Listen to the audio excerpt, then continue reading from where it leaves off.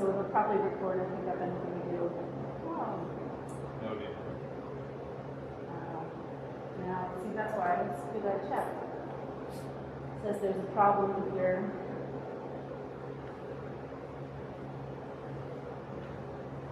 I'll be right back.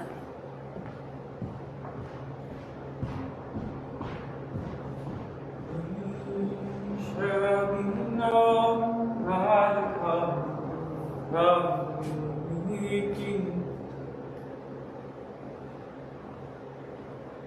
As soon as I came down the stairs, I started calling out to me. Running out to me. I see your nails. Question mark.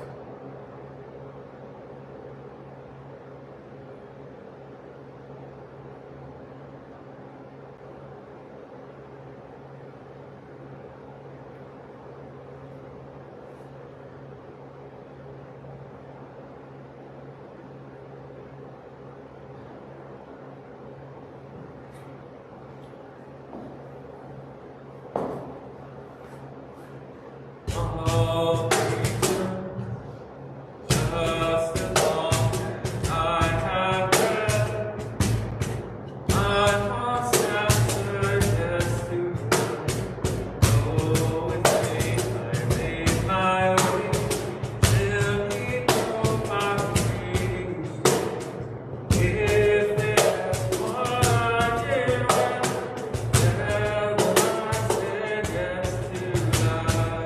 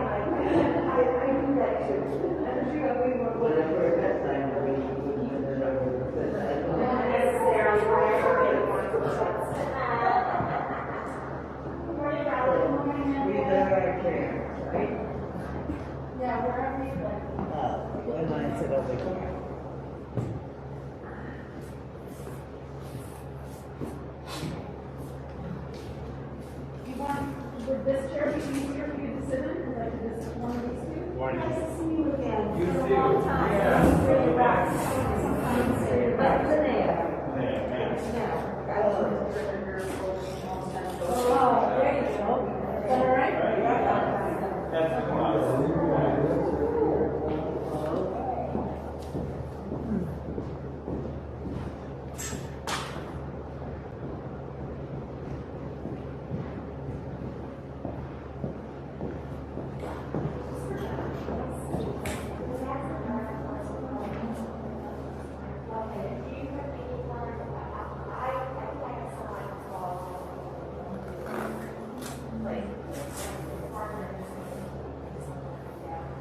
Yeah. Hi, Judy. Hi. Well, and if you pick my number, I don't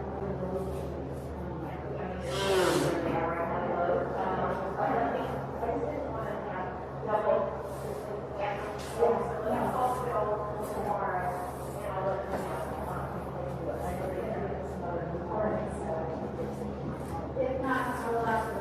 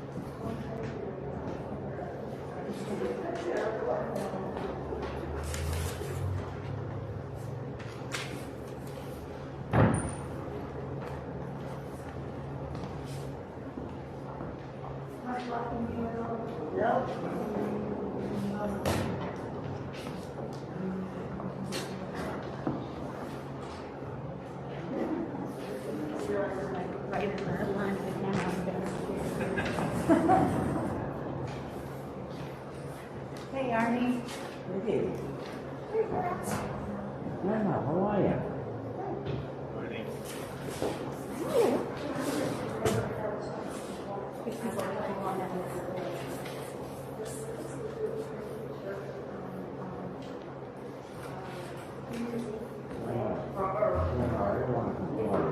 What? I don't want to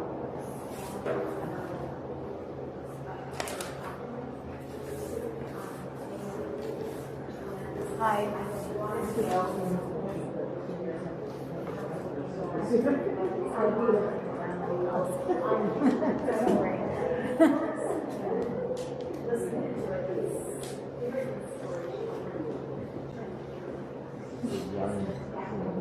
This is our social business.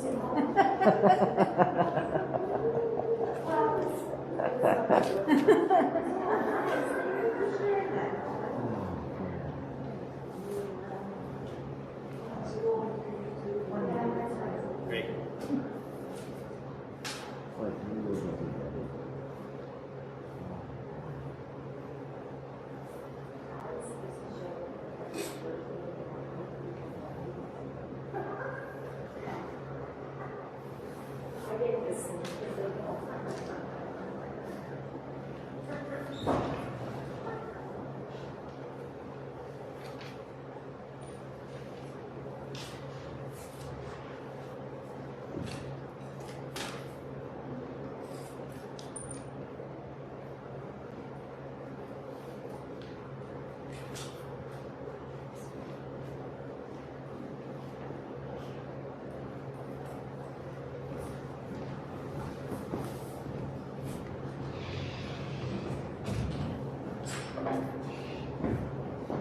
Our Senate, good morning. Good morning. It's good to be together. I want to introduce Matt, who will be leading our worship this morning. Matt Meye is a lifelong Unitarian Universalist with a long background as a musician and worship leader in UU congregations. He's been here before. In my second year here, he led a drumming workshop and led worship to bring a bang back at the the beginning of the year and bring us back with a bang. And he also provided a lot of music that we used during our COVID times, and so thank you, Matt, for that. Matt lives in Boston, but travels as an itinerant worship leader, bringing the good news of Unitarian Universalism to hundreds of congregations all over the country. He serves as the Director of Operations for Sanctuary Boston, a contemporary UU worship community with a rockin' music and engaging worship. Matt's children's story, Desmond Gets Free, was recently published as a book by Skinner House Press. To get a copy for your child, teacher, or any justice maker in your life, you can purchase one today and pay him by Venmo or cash. We will start our morning worship with our centering thought. It's by Mary Oliver. Wherever the waters struck a stone, it had something to say, and the water itself, and even the mosses trailing under the water, and slowly, very slowly, it became clear to me what they were saying.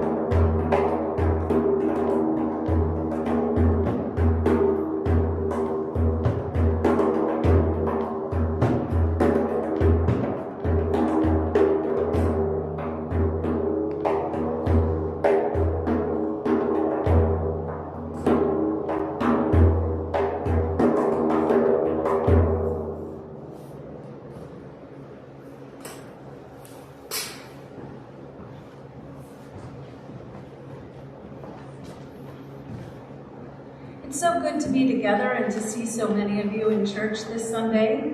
I want to thank all those people who read my letter to the editor and said such nice things. I hope it felt like I was speaking on behalf of our whole congregation and our beliefs. And if you have a problem with the letter, please let me know. But I feel very appreciated and thank you. Don't have to say any more about it. We have several things that go on regularly. The daily meditations from 8 to 8:30, which includes a check-in and a breathing session, and you can just drop in as you wish. I have 2 people outside of this church that join me every day, so it's always there and always available. Also, Wednesday nights, we have our Readers and Writers Workshop. We were joined by Ann Shiraga last week, and so it's kind of fun to just bring poetry that you enjoy and also bring poetry that you've written and share it if you like. And it's open to anyone, even if you don't want to share, just want to talk to other people for an hour on a Wednesday night. Please watch your All Church email for all the announcements and all the things coming up, including the Justice Film Series. We will now begin our morning worship.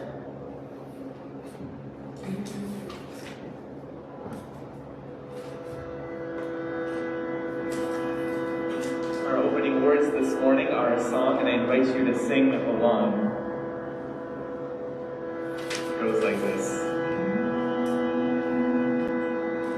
Call down a blessing, call down a blessing, call down a blessing, call down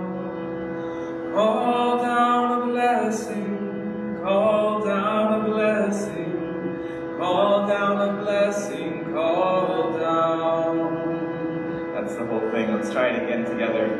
For those of you joining us at home online, I invite you to sing along as well. Just because we can't see each other doesn't mean we can't sing together.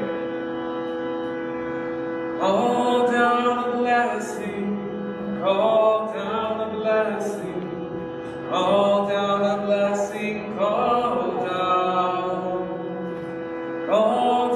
a blessing, call down a blessing, call down a blessing, call down. Beauty above us, beauty before us, beauty within us and beauty between us. So call down a blessing, call down a blessing, call down a blessing, call down a blessing, call down a blessing, call down a blessing, call down. Love above us, love before us, love within us and love between us. So call down a blessing, call down a blessing, call down a blessing, call down a blessing, call down a blessing, call down a blessing, call down. One more time. Call down a blessing, call down a blessing, call down a blessing, call down a blessing, call down a blessing, call down a blessing, call down.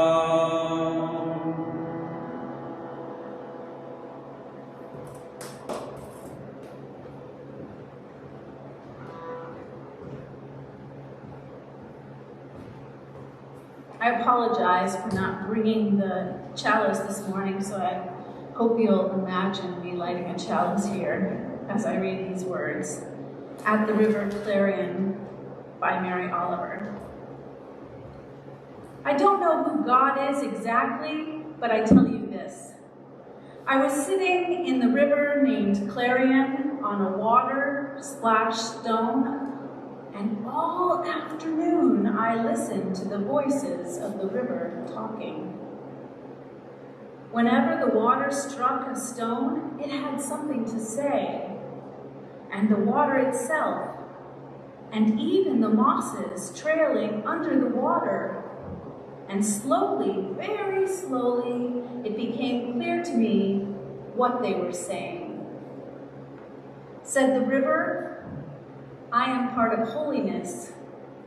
And I too, said the stone, and I too, whispered the moss beneath the water. I've been to the river before a few times.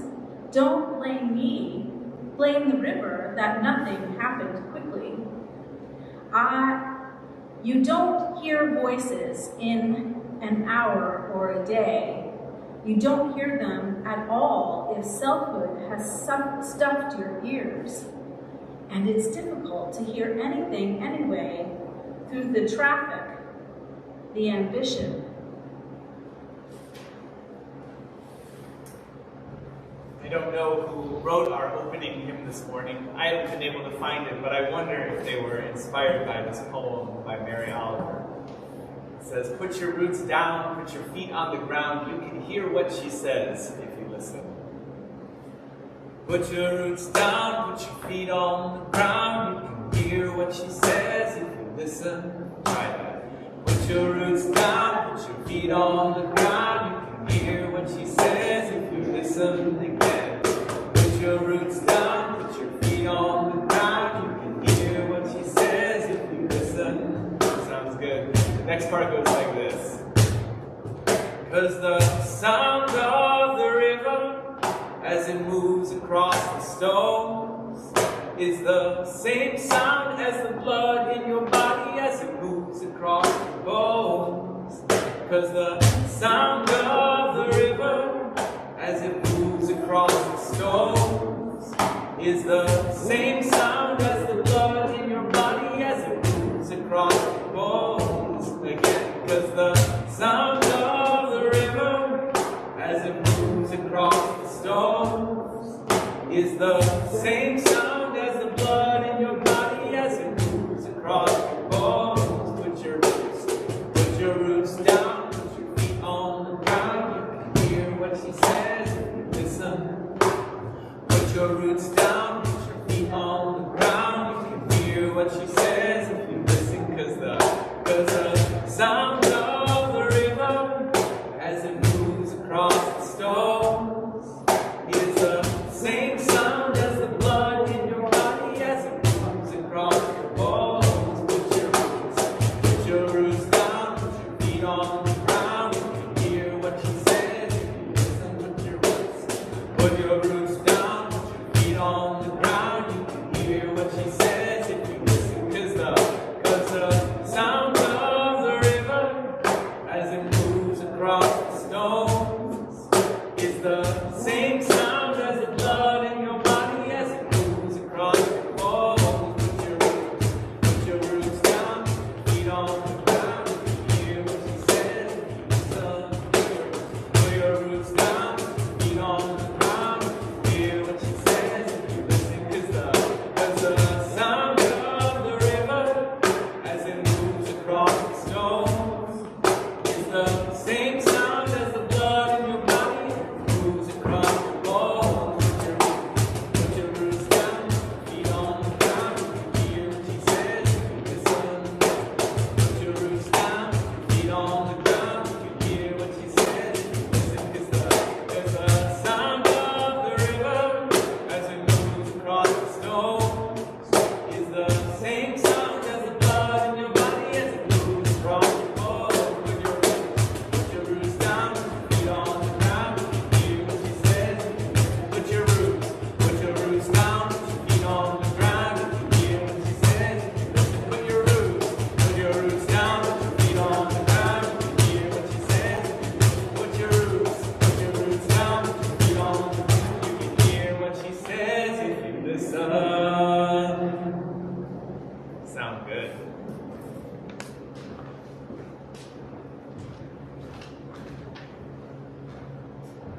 Please stand as you're willing and able and say with me the unison affirmation as is printed in your order of service. Love is the spirit of this church, and service is its law. To dwell together in peace, to seek the truth and freedom, to serve humanity in love is our covenant with each other and with God.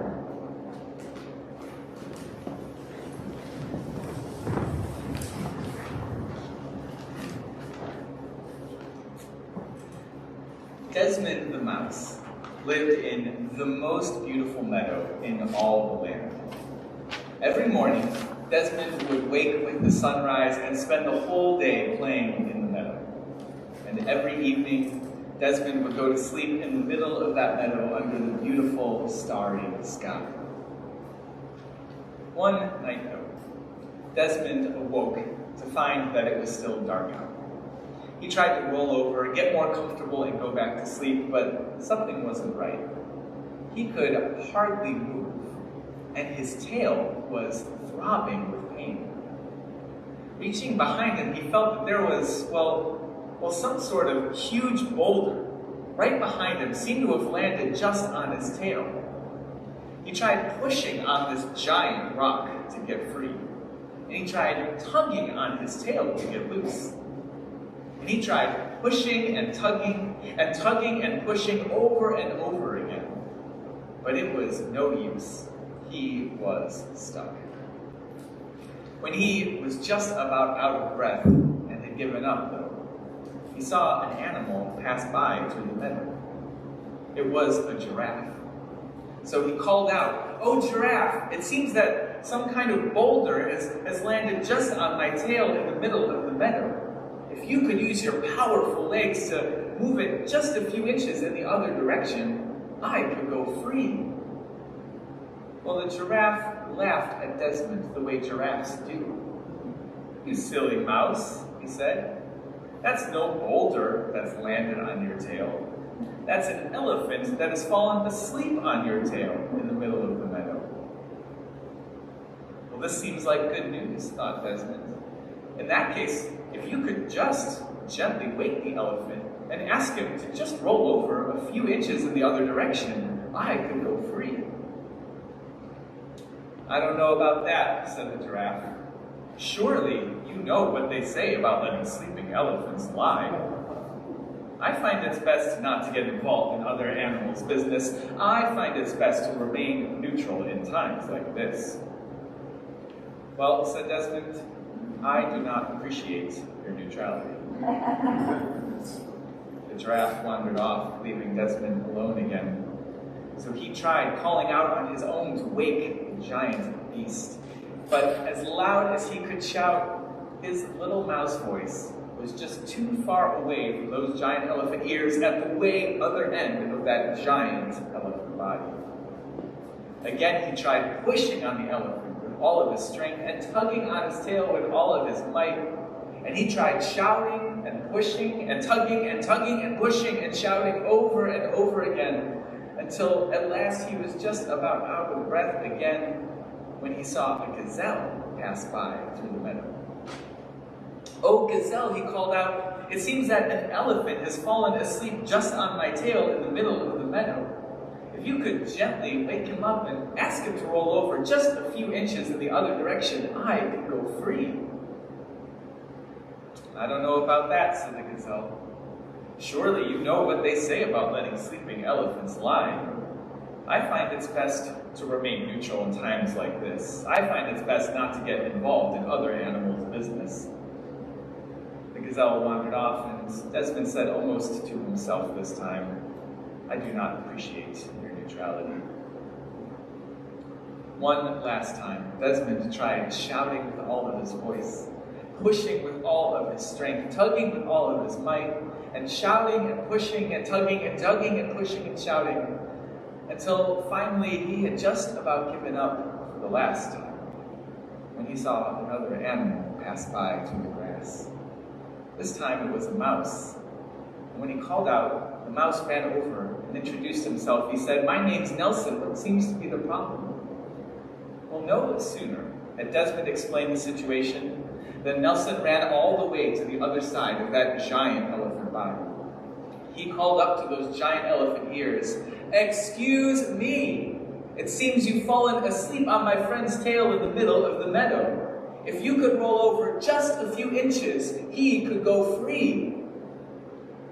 Well, the elephant heard Nelson's little voice way down on the ground, but he was just a little too quiet, a little too far away down there. To be honest, the elephant was just a little too comfortable. He didn't budge. So Nelson ran back to Desmond and said, "I might have an idea. Stay right here."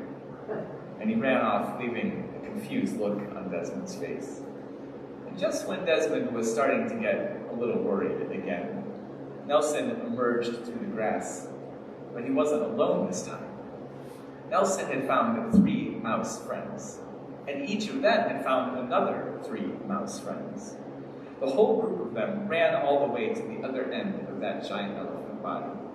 One mouse climbed up on the shoulders of another, and another mouse climbed up on her shoulders. And one by one, till they had a whole mouse ladder all the way up the back of that giant elephant head. And at last, Nelson climbed up the shoulders of his friends one by one, and at last he stood right at the opening of that giant elephant ear. And he shouted with all of his voice, "Excuse me! It seems you've fallen asleep on my friend's tail in the middle of the meadow. Roll over just a few inches so he can get free." Well, his voice was just too loud to ignore this time, and so the elephant said, "Oh." And and then he rolled over just a few inches in the other direction. Nelson and his friends climbed back down to the ground, and they met up with Desmond, and the whole group of them spent the rest of the day playing in that beautiful meadow together. Archbishop Desmond Tutu, who passed away just a few weeks ago, once said, "If you are neutral in situations of injustice, you have already chosen the side of the powerful. You've already chosen the side of the oppressor. If an elephant is standing on the tail of a mouse," he said, "a mouse will never appreciate your neutrality." Archbishop Tutu believed in a God that takes sides, a God that takes sides with the orphan and the widow and the oppressed. He said, in Unitarian Universalism, whether we believe in that God or not, we have joined together to covenant to create a world of justice, a world of equity and compassion. And that means imagining a world very different from the one we see around us today. And so that means we come together to take sides for justice, to take sides for equity and compassion. And it means that we gather together to side with love. May it be so. May we make it so.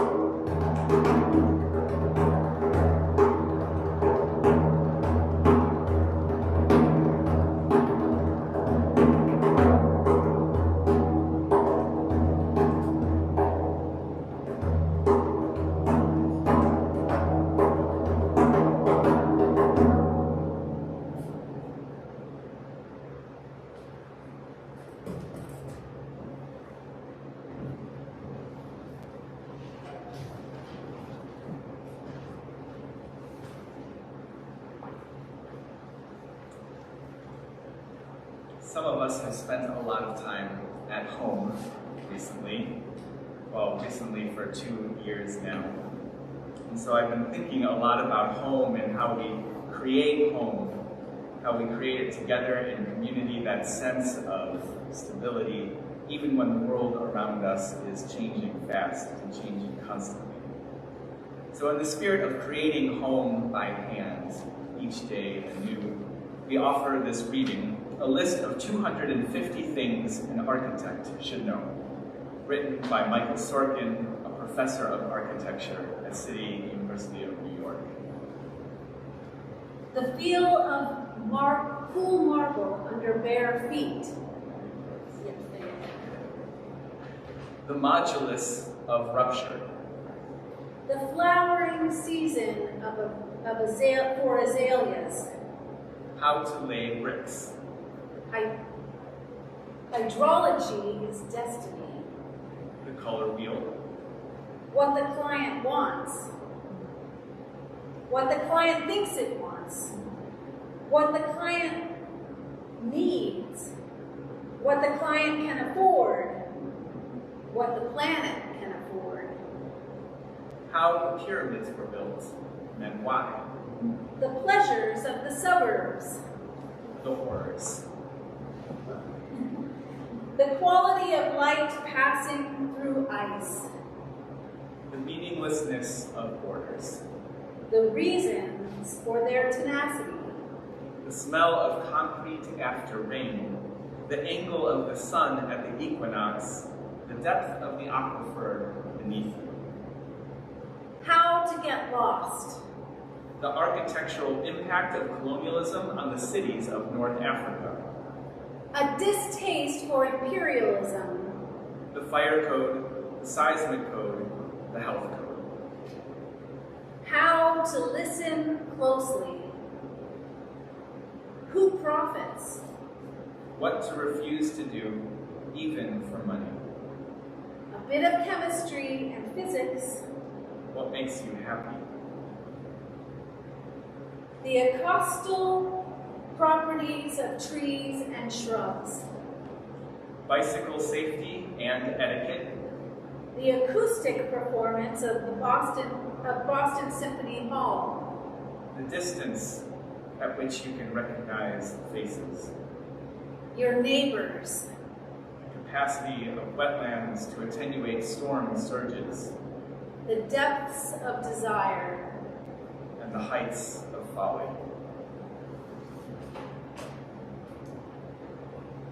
I invite you to enter into a time of prayer or meditation as is your practice. Begin by getting comfortable in our seats, and breathing in peace, and breathing out love.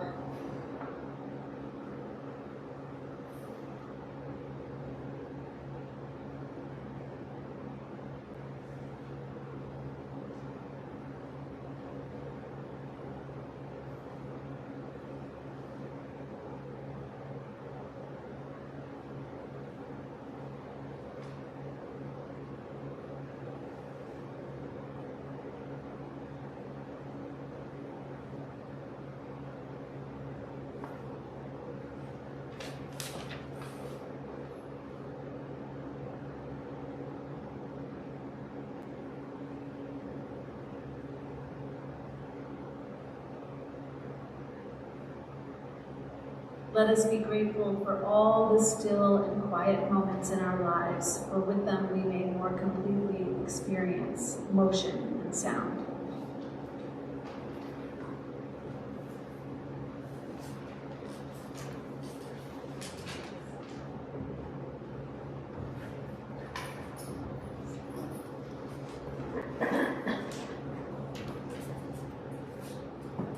Can I give you this to Yes, yes, help out always. next time?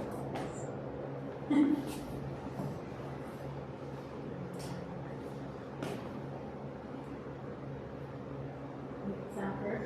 Yeah, go ahead.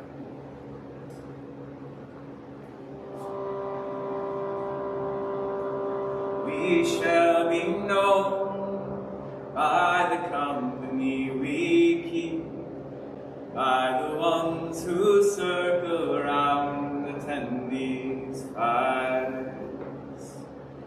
We shall be known by the ones who sow and reap the seeds of change alive from deep within the earth. It is time now. It is time now that we thrive. It is time we lead ourselves back to the well. It is time now. What a time to be alive. In this great turning we shall learn to lead in love.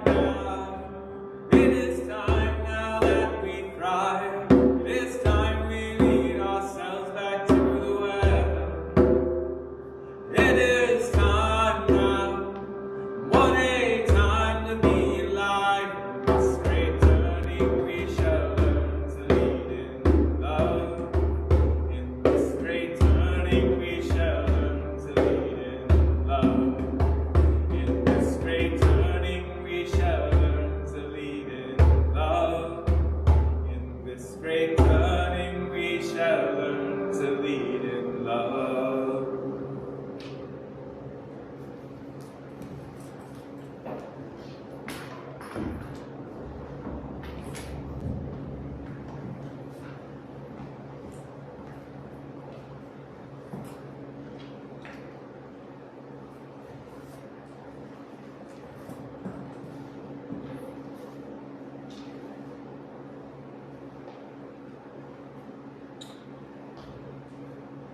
It is an odd thing to every day see the world changing all over again.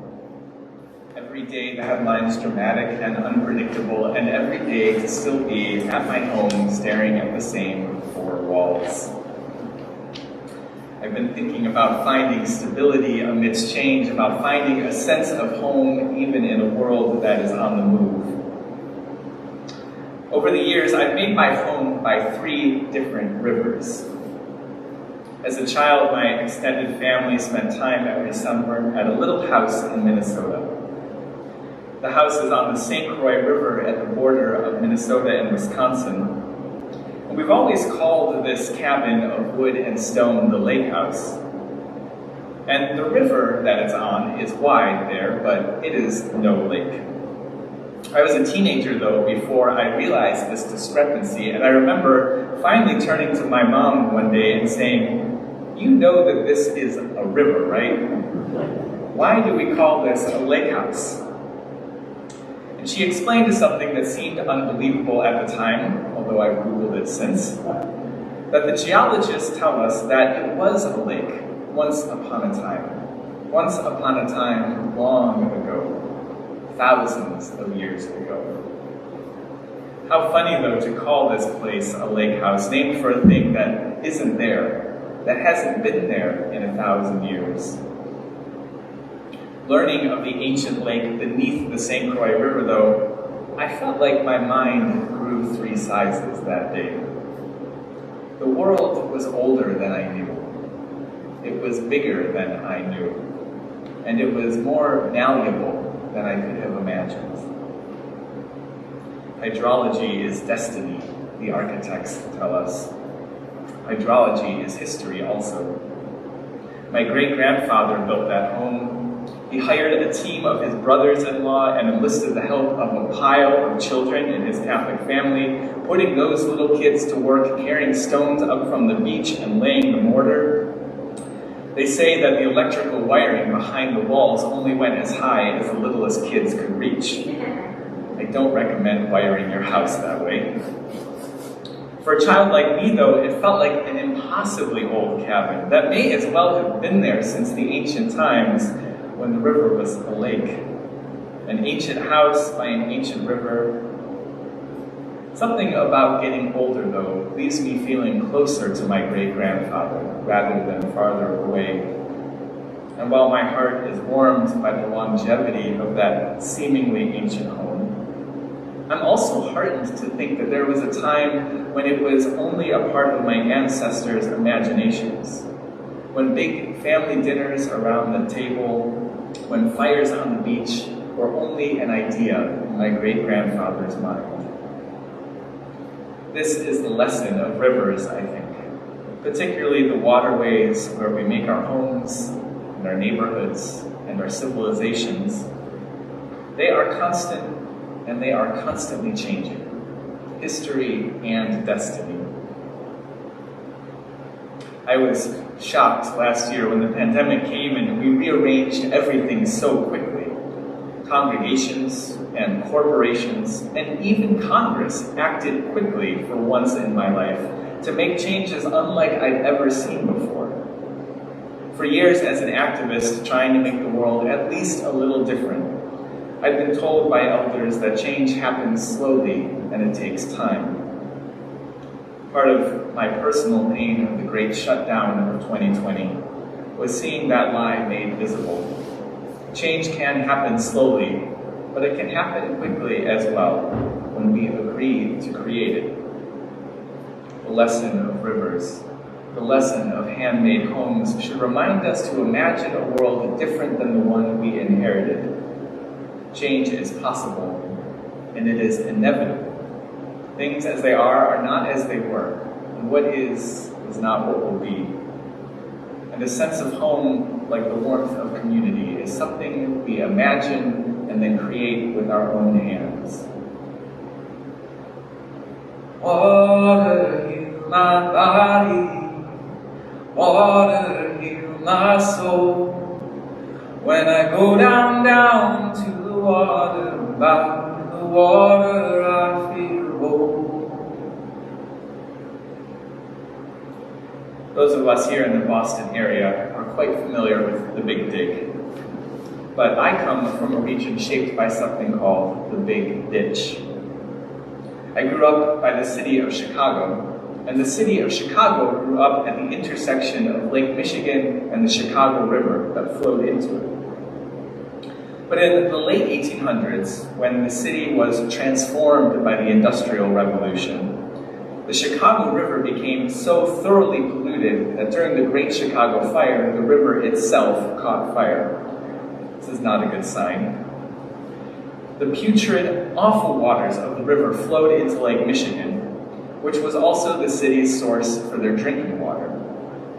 You can imagine the problems this caused, and eventually the pollution was so bad that Chicago became known as the typhoid fever city. So the city embarked on a huge project to address this increasingly dire situation, and they called it the Big Ditch.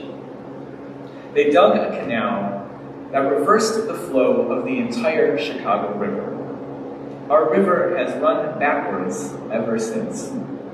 For 130 years now, the river has flowed from Lake Michigan rather than feeding it. And the plan worked.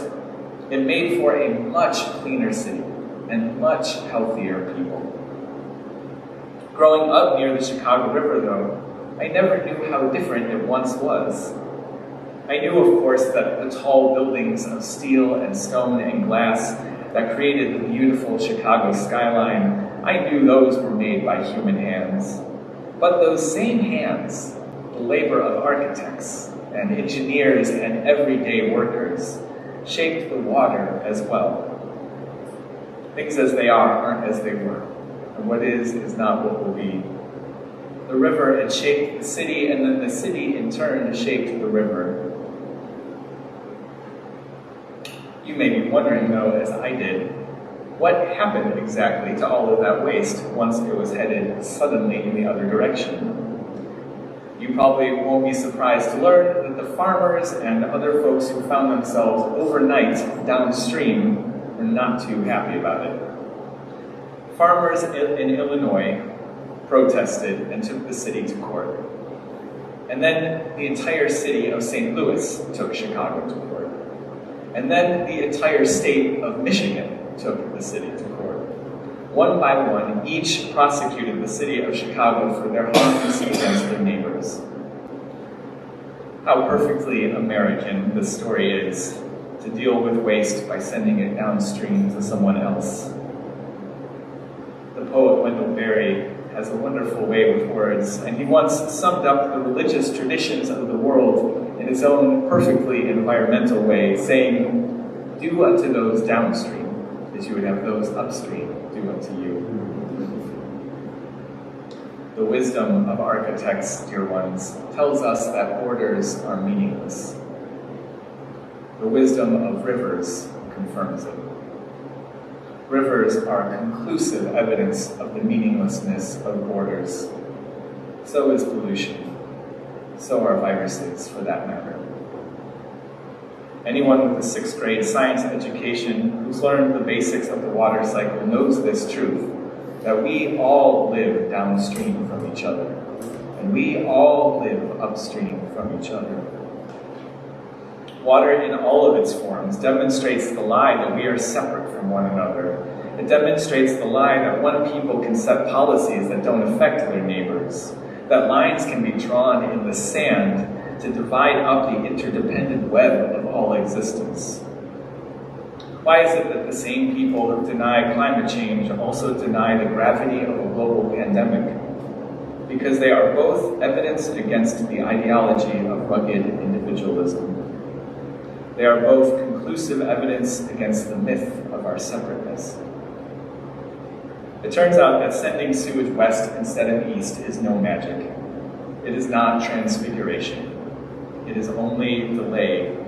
It is sickness far instead of sickness near. Water in my body, water in my soul.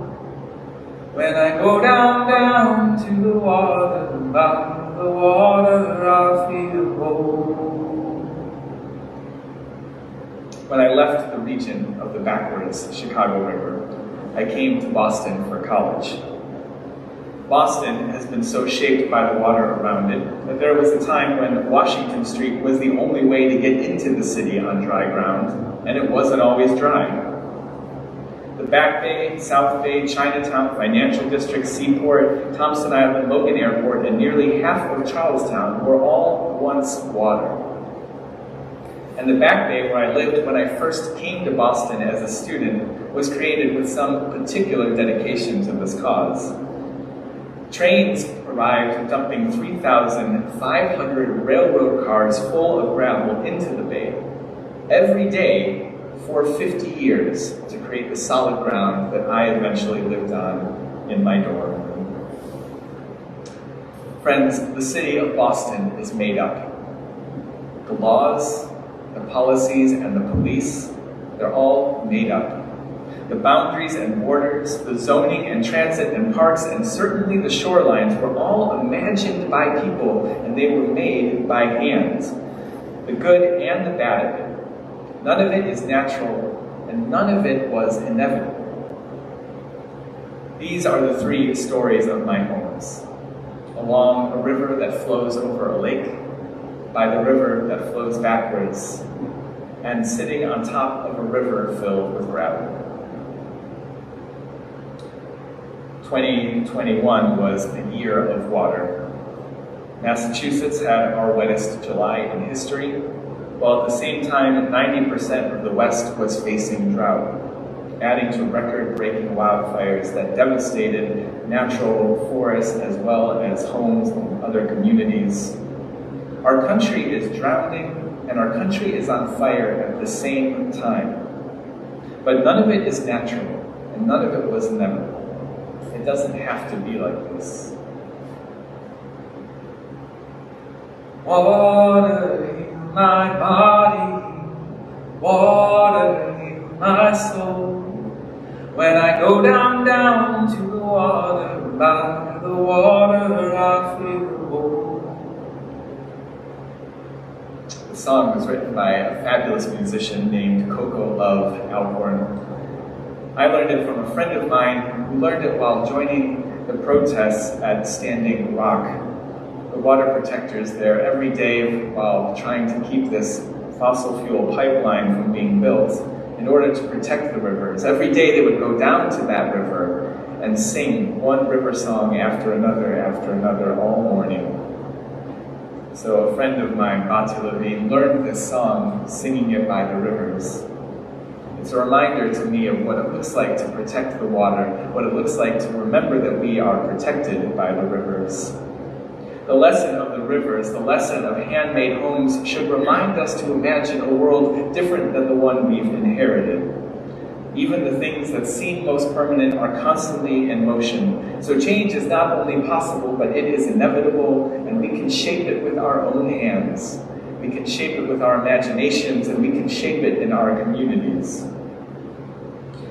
For many of us, last year was dramatically different than the one before, and we can only imagine that 2022 will be different than last. The pandemic, like increasing hurricanes, like increasing droughts and fires, is a reminder of our beautiful and terrible interdependence. It's a reminder that we can't draw made-up lines in the natural world and call them borders and pretend that our lives and our policies and our laws don't have an effect on one another. We can't poison the air and the water and overheat the planet and hope that clever engineering will send the problem downstream to somebody else. We are bound up together, and we all live downstream. But things as they are not as they were. And what is not what will be. We know that what is obvious today was unimaginable yesterday, and the rivers remind us that change is constant. So let's together imagine something beautiful and send it downstream. Let's envision an interconnected world that is loving and just and healthy. Let's imagine a more beautiful home together. Let's imagine more equity and compassion and make it by hand. Let's imagine a world without borders and make it real. Let's imagine cities and civilizations that thrive along rivers and waterways that bind us. Beloveds, do unto those downstream, as you would have those upstream do unto you. Water, heal my body. Water, heal my soul. When I go down to the water, by the water I feel whole. Water, heal my body. Water, heal my soul. When I go down to the water, by the water I feel whole. When I go down to the water, by the water I feel whole.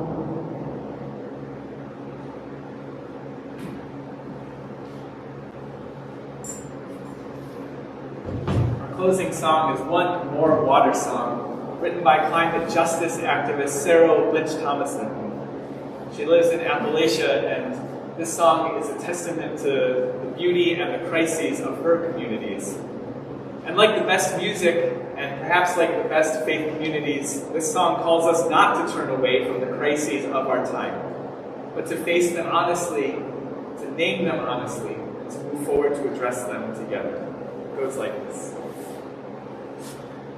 There are more waters rising, yes I know, yes I know.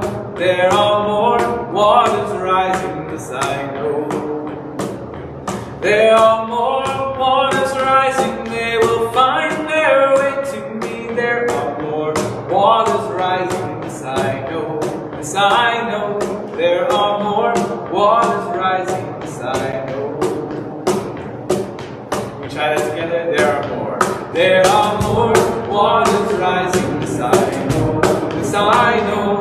There are more waters rising, yes I know. There are more waters rising, they will find their way to me. There are more waters rising, yes I know, yes I know. There are more waters rising, yes I know. There are more fires burning.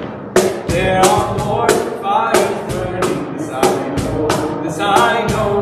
There are more fires burning, yes I know. There are more fires burning, they will find their way to me. There are more fires burning, yes I know, yes I know. There are more fires burning, yes I know. There are more mountains falling. There are more mountains falling, yes I know, yes I know. There are more mountains falling, yes I know. There are more mountains falling, they will find their way to me. There are more mountains falling, yes I know, yes I know. There are more mountains falling, yes I know. I will wade through the waters when they find their way to me.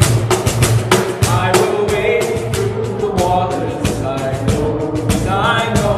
I will wade through the waters, yes I know. I will wade through the waters when they find their way to me. I will wade through the waters, yes I know, yes I know. I will wade through the waters, yes I know. I will walk through the fire. I will walk through the fire, yes I know, yes I know. I will walk through the fire, yes I know. I will walk through the fire when they find their way to me. I will walk through the fire, yes I know, yes I know. I will walk through the fire, yes I know. I will rebuild the mountains. I will rebuild the mountains, yes I know, yes I know. I will rebuild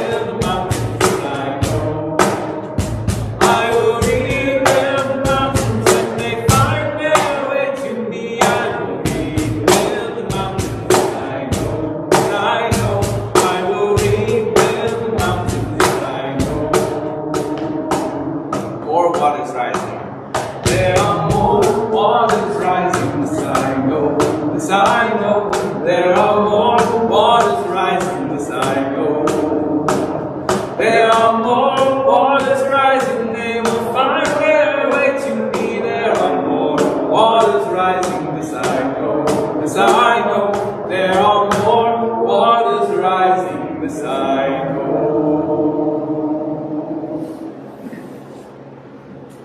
Dear ones, let's imagine something more beautiful together, and let's send it downstream. Let's remember that we all live downstream, and let's do unto those downstream as we would have those upstream do unto us. Let's imagine a more beautiful home together and make it by hand. Let's imagine more justice and equity and compassion and make it real together. Go in peace, go in love, and go and be blessed as you are a blessing to others. May it be so.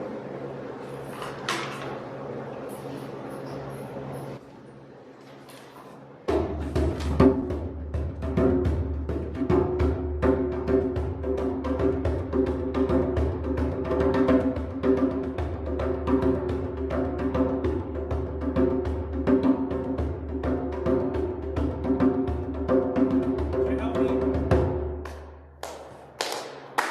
me?